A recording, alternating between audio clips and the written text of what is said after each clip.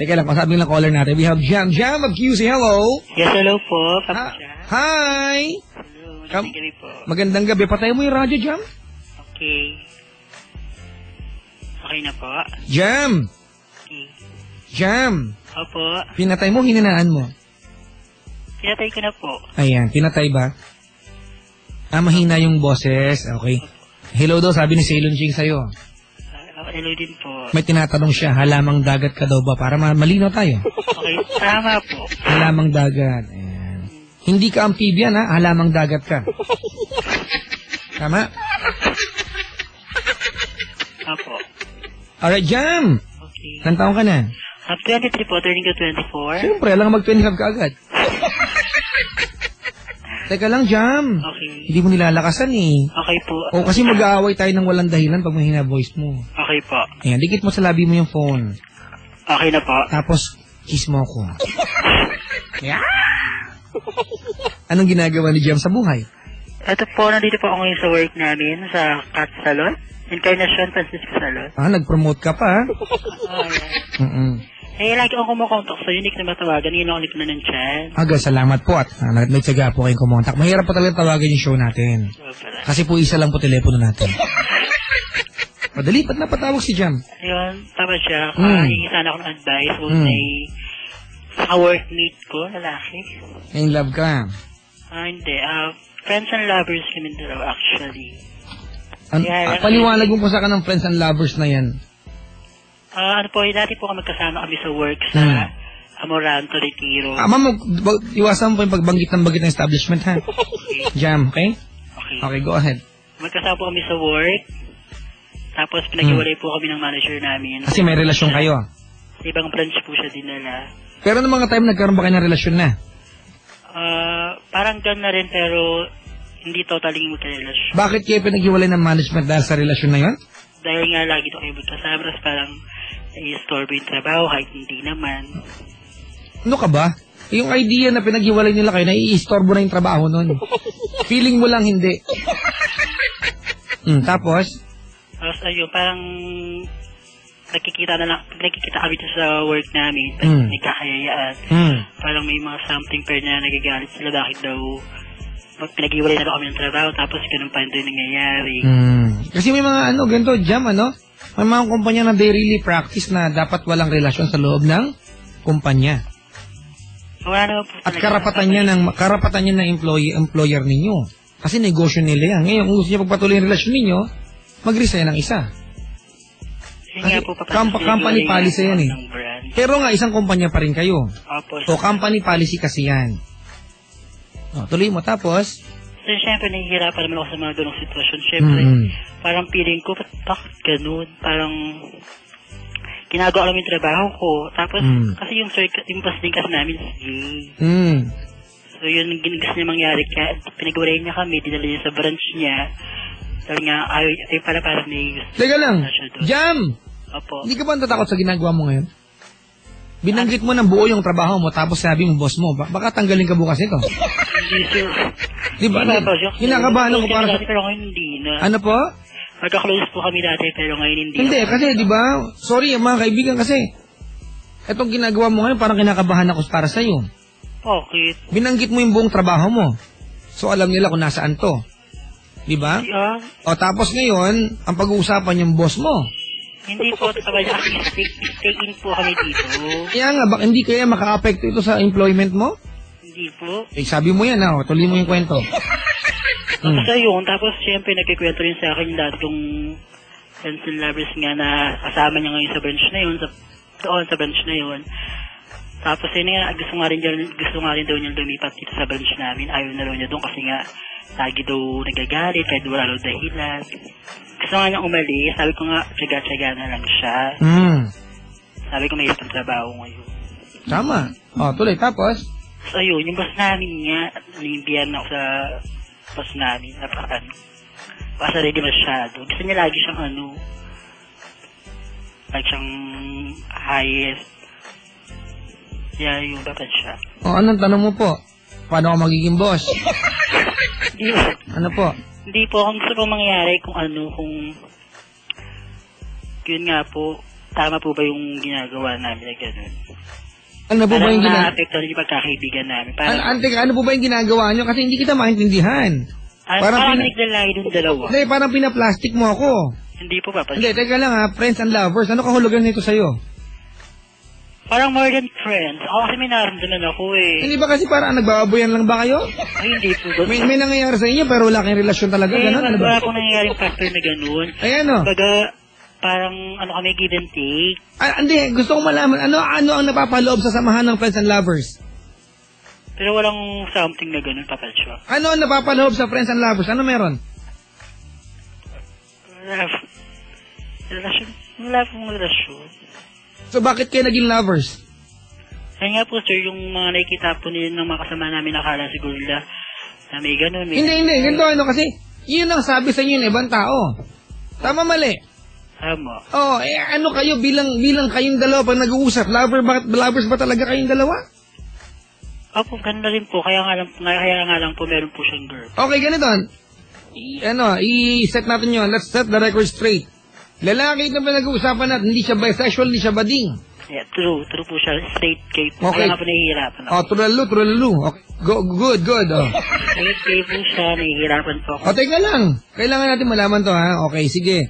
Lalaki siya, purong-purong, walang halo, okay? Mga kaibigan, hindi siya crossbreed ng kahit anong lahi. Ikaw ay isang gay. Alright. May relasyon ba kayo bilang magkasintahan? Friendship lang po talaga. Saan ang galing yung lovers na sinasabi mo sa akin? Kasi friends and lovers po kasi Papa Jack is, pag kailangan ko ng tulong niya, hindi lovers ang tawag doon. Ang tawag doon, Papa Jack. Pag sinabing lovers kasi nagmamahalan, kaya nga lovers, love, di ba? Lagi siyang nandiyan. Iba yung kaibigan lang ang turing sa'yo. Ikaw lang nag-aambisyon, nag-iilusyon na lovers kayo. Ano? Hindi, di ba? Tama naman, Papa Jack. Hindi ako masama, kapatid. Ginigising kita. Ilusyon ito, ilusyon. Kaya nga po, yun po sabi ng receptionist namin dito eh. Tatanungin kita ulit, ha? Opo. Kasi mahirap to, na-aapektuhan ka sa taong hindi dapat maapektuhan ka. Okay? Ulitin ko, ha? May relasyon ba kayo bilang magkasintahan? Wala po. Okay, tigilan mo na yung kaka-imagine, alright? Tigilan mo na yung kaka-imagine na lovers kayo, okay? Tigilan mo na yung kakatawag ni Papa Jack, friends and lovers kami. Hindi kayo friends and lovers, friends lang kayo. Ganun. Pag ganun, Papa Jack, pag magkasama kayo, iba yung dating, lalo na pag wala yung mga ka-workmate namin. Kung ano yung ginagawa ko sa kanyang treasure, ganun din yung ginagawa niya sa akin. Bahala ka sa buhay mo. Ganun. Okay, sige, ganito gawin natin. Kailan mo masasabi na lovers ang dalawang tao? Pag yung tipong kuning tatong ginagawa mo sa kanya, ganun din yung gagawin niya sa'yo. Ginagawa ko kasi lunching yan, hindi kami lovers. Friends kami. Kaya yan nga, Papa Chok, nahihirapan nga po ako sa ganun. Pakipatay po yung radyo. Nahihirapan po ako sa ganun. Nahihirapan ka kasi nag-iilusyon ka na lovers kayo. Hindi naman kayo lovers eh. Alam mo, ang tigas ng puwet mo. Pag natawag niya ako ng alanganing oras, kahit madaling araw. Hindi ka nga, ganun ba yun? Pag tinatawagan ka na alanganing oras, lovers na kayo? Papa Jack, pero kung tayo sinasadya niya talaga. Yun nga, para matawag mo lovers kayo, dapat sinasabi niya, mayroon ba kayong I love you too? May ganun something yung ganun niya. Hindi, meron o wala. Hindi yung something ang kailangan ko. Meron o wala. Meron nga, may mga ganun nga. Kaya sabi ko, ano ba ito? Totoo ba ito? Okay, nag-I love you kayo. Yan lang yata ako nito. Nag-I love you kayo sa bawat isa? Ano po? Nag-I love you kayo sa bawat isa? Nga yung beso, yung nikis niya. Ang tigis naman ang puwet mo kausap eh. Nag-I love you ba kayo sa bawat isa? Oo nga po, Papa Jack. Yung sabi niya, mahal kita bilang kaibigan. Oo, yun nga po. Exactly, kaibigan. Hindi kita matutulungan kung hindi mo alam ang posisyon mo sa iyong samahan. Hindi kayo lovers. Gumising ka. Sabi yun.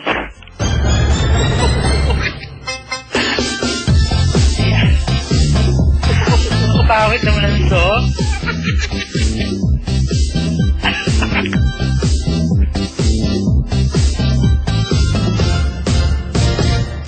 Tama na. Ako naman song Papa Jack. Ano ka? Ganda yun. Mula. Ha? Bakla naman yung song na yun. Hindi ba? Kaya, Unang-una, let's set the record straight, Sailor Jing.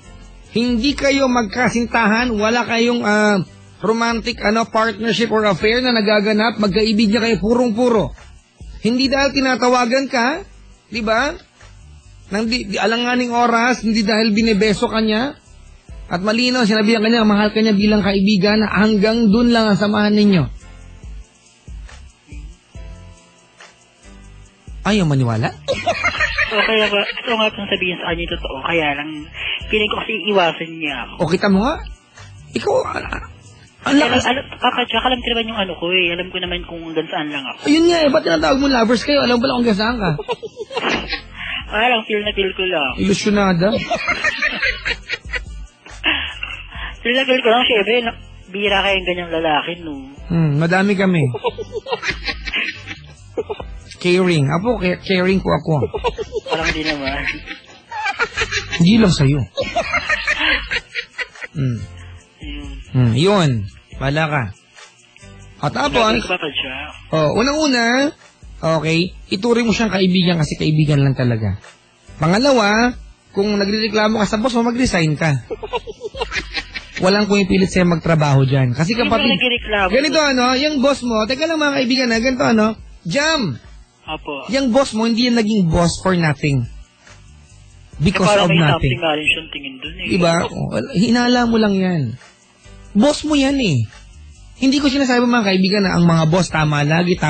Pero if you're that kind of employee, pag ikaw yung empleyado na wala kang paniniwala sa boss mo, diba? Hindi magiging effective ang trabaho, mag-resign ka na. Hindi ako salbahe ka. Ha? Ganda ng buhay ko dito eh. Yun nga eh. Diba? Ang ganda ng buhay mo, ikaw mismo sumisira.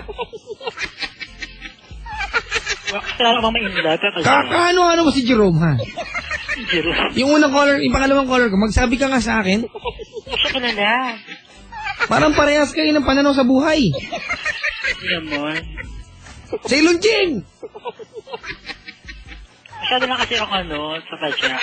Kasi malambing talaga ako masyado. Ganito, Jam. Apo. Kung eto, narinig to ng boss mo, boss yan sorry mga kaibigan ha. Realidad pinag-uusapan dito.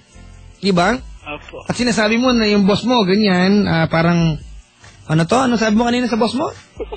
Yan na parang, kasama, dati dito kami sa branch na to. Long Retiro, tapos dito niya ng Pasig, tapos doon din yung boss ko na yun. Doon din siya nagpa-assign, ibig sa Amorato dapat siya. Ba't nangingialam ka? Empleyado ka. Bakit magaling ka pa sa head ng management? Bakit ikaw nakakalam ng hindi dapat kung saan i-assign ng isang tao sa kumpanya ninyo? Yun nga po. Yun nga, kasi yung trabaho mo nga. Sorry mga kaibigan, hindi po natin dinadown si Jam bilang empleyado, Pero pag empleyado ka, parlista ka, gawin mo trabaho mo ng tama. Hindi ikaw management. Huwag mo questionin yung ginagawa ng management kasi management yan eh. Kung inassign siya doon, wala kang pakialam. Empleyado ka dyan eh. Papa, siya nga po yung masama. Yung pag nag-iinuman nga po kami, kasama po yung daming issue. Namin. Yun nga yung may nasabi sa akin yun nga nung jail. Pag ganito okay, lilinawin ko Jam Opo. Parang pakiramdam ko tumawag ka sa akin para ipilit, gusto mo lang sumikat din Para ipilit yung gusto mo. Teka! Nabibwisit ako sa'yo. Bakit naman? Kung ako boss, bukas bigatan memo insubordination. Bukas na bukas yan. Tama na ba yan, Papa Joe? Masama ako dito? Ikaw nga. Alam mo, ganito Jam, ikaw ang klase ng empleyado, di ba na ma-issue, masakit sa ulo ng boss. Salbahe? Hindi ako salbahe. Tigilan mo nga kasabi sa akin ng salbahe. Kung yan ang pananaw mo, okay, fine, good. Fine. Sige na. Pagbibigyan kita, bigay hilig po ako. Salbahe na akong salbahe. But if it would take may kasalbahian para malaman mo, di ba na mali na yung ginagawa mo, umayos ka. Unang-una, ina-ambisyon mo at iniilusyon mo yung katrabaho mo. Company policy number 1. Hindi naman number 1 pero kasama yan. Walang relasyon sa loob ng kumpanya. Yang ground na yan, kapatid, di ba? Pwede ka nang sibakin. Sa MBC lang merong okay na ganyan, ha? Kaya si Caporal at si Maria Maldita magkasintahan. Di ba? Si Cristendero at si Philip magkasintahan. Dito okay yan. Kasi wala kaming empleyadong kagaya mo.